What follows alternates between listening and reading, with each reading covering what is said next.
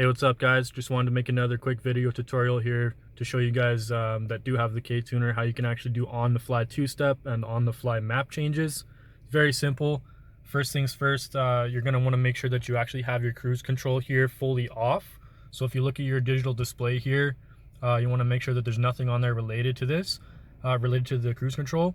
If you do follow my next instructions and it's not working for you, just push this button here and it should turn it off for you. So I'm going to show you how to do the two-step first. So if you actually just push in the clutch, press the cancel button one time, you'll see that the tach actually goes to where the current RPM is set. So if you have set up two-step in your tune that you flashed over, that's where it will go to. Currently mine is set to 4,000, so that's where it's at. So now on the steering wheel, if you actually use the up and down for the resume and set for cruise control, it'll go in 100 RPM increments. So if I go down, you just got to keep clicking it. I'm just going to go down to 2,500 for an example here.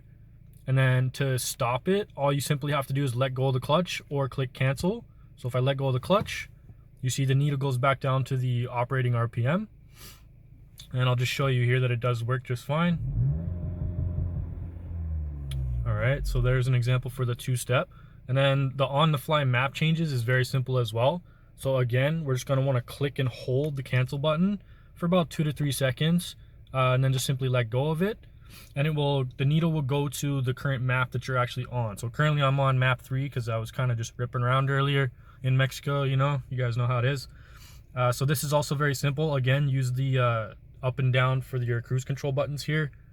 So if I go down, it'll go to map 2, go down again, it'll go to map 1. To simply select the map, you just click and hold cancel again for another 2 to 3 seconds.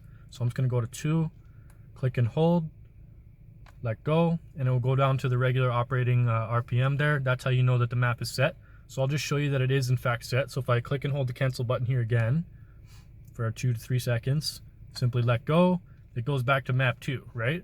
So I'm just going to put it on map 3 because that's what I like to drive on.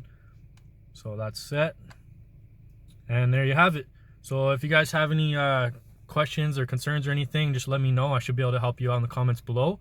Just to let you know, I am using the KTuner V1.2. It does work on the V2 as well, regardless, as long as your software is up to date on your device.